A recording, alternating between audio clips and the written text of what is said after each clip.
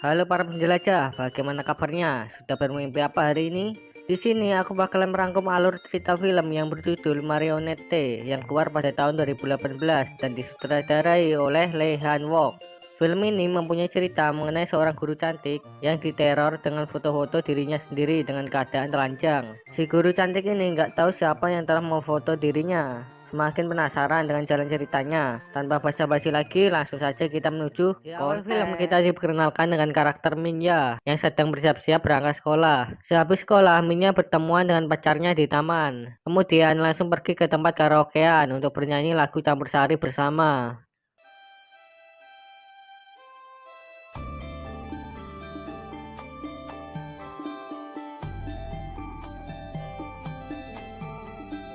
Di saat malam hari, mereka makan bersama di rumah pacarnya. Sehabis makan, Minya ingin pulang karena ibunya sudah khawatir. Tapi pacarnya minta untuk ditemani sebentar lagi selama 10 menit. Apakah di sini akan terjadi adegan enak-enak? Di sini Minya malah dibuat mabuk sampai tertidur lemah dan tidak bisa pulang. Menurut kalian apa yang akan dilakukan pacarnya ketika melihat cewek mabuk di malam hari di rumah sendirian? Anda salah. Si pacar malah merekam dan menjual ceweknya untuk digilir oleh orang-orang yang berotak mesum. Memang bangsat pacarnya langsung emang. Mending sama aku aja mbak.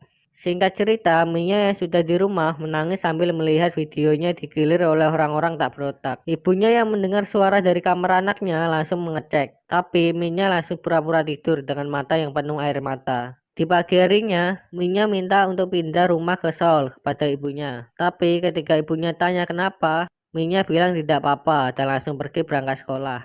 Di saat Minya pulang sekolah, ia dicegat oleh mantannya dan diancam kalau videonya akan disebarkan. Minya yang takut pun langsung menuruti semua perkataan mantannya, sampai ia harus rela digilir untuk kedua kalinya. Memang laki-laki bangsat anjir. Tancuk. Coba deh Sanji langsung diajar mereka.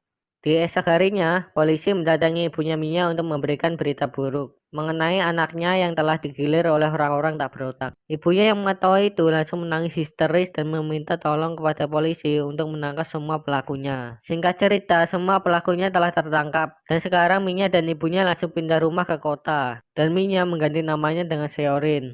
Beberapa tahun kemudian, Seorin sekarang telah menjadi guru SMA. Di saat di dalam kantor, ia meminum minuman yang ada di mejanya, yang membuatnya langsung tertidur sampai pagi di kantor tersebut. Ketika terbangun, ia melihat pergelangan tangannya memerah seperti habis diikat. Dan ia pun tidak tahu sama sekali apa yang terjadi semalam dengannya. Tidak lama setelah itu, Sherry mendapatkan pesan dari seseorang misterius yang mengirimkan foto dan video dirinya telanjang bulat di kantor sekolah malam tadi. Di sini Sherry merasa takut, cemas, dan terancam karena orang yang telah meneror dirinya. Kemudian ia langsung mengecek CCTV yang ada di sekolah. Tapi rekaman CCTV-nya sudah terhapus karena sudah seminggu berlalu. Seorang yang masih merasa terancam dengan foto-foto yang dikirimkan oleh orang misterius, langsung menelpon ibunya dan meminta nomor Pak Polisi Wu Kuo-che. Polisi ini merupakan orang yang telah membantunya dulu. Di sini, Seorang meminta bantuan untuk mencari orang yang telah menerornya. Tapi sayangnya Pak Polisi sudah pensiun menjadi polisi beberapa tahun lalu. Singkat cerita, Seorin mengajar di kelas. Tiba-tiba ada pesan misterius yang membuat HP satu kelas berbunyi semua. Di situ juga terdapat akun orang yang meneror Seorin. Akun misterius tersebut bernama Master. Master di sini mengetik pesan hitungan mundur dari 10 sampai 1.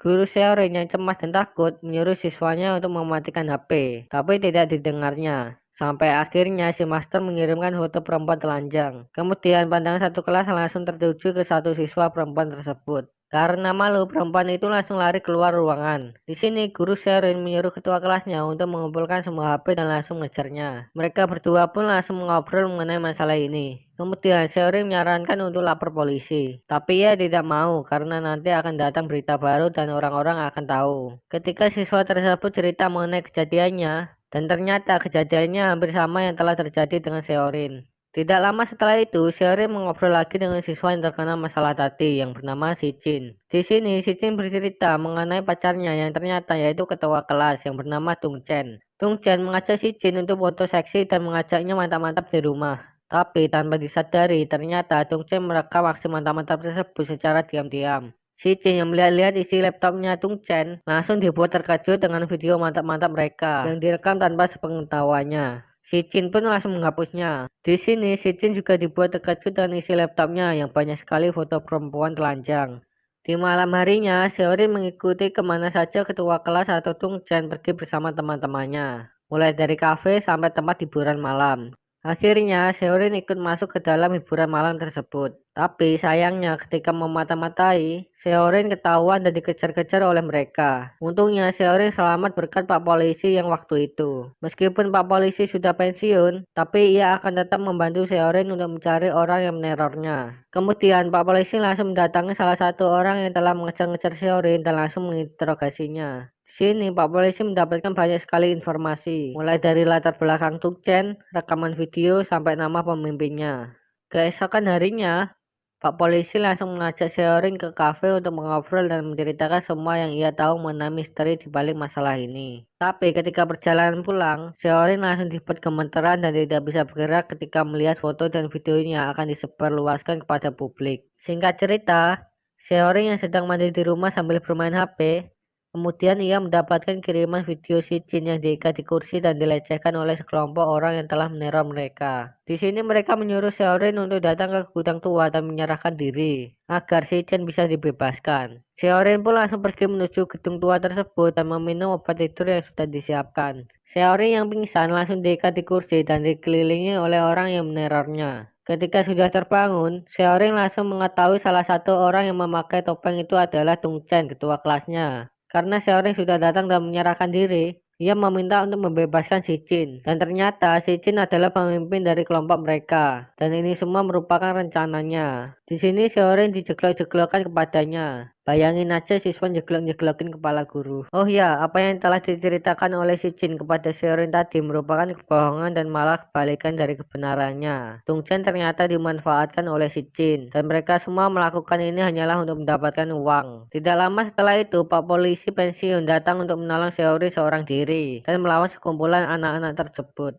Tapi sayangnya Pak Polisi langsung KO karena mereka semua menggunakan kayu atau senjata. Untungnya para polisi datang dan langsung menangkap mereka semua tanpa tersisa. Tapi di sini identitas dari master belum terungkap. Polisi langsung mengambil HP anak tadi dan mencari nomor master untuk melacaknya. Akhirnya sampai di rumah master dan ketika digerebek ternyata masternya yaitu bocil. Dalang dibalik semua kasus ini ternyata bocil yang menangis. 1 bulan lalu masternya yaitu ayahnya. Tapi karena ayahnya sudah tertangkap oleh polisi dan anaknya tahu tindakan ayahnya, sekarang malah anaknya melanjutkan menjadi master tanpa sepengetahuan semua orang. Cerita pun selesai, ending yang sangat mengejutkan. Nah, itulah teman-teman sebagian besar alur cerita film Marionette 2018.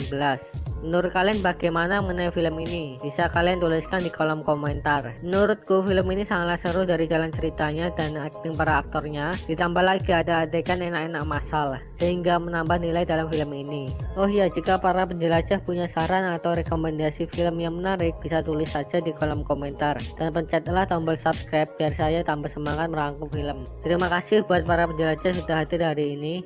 Sampai jumpa di kesempatan selanjutnya. Hey there. Subscribe to my channel. And also press this bell icon.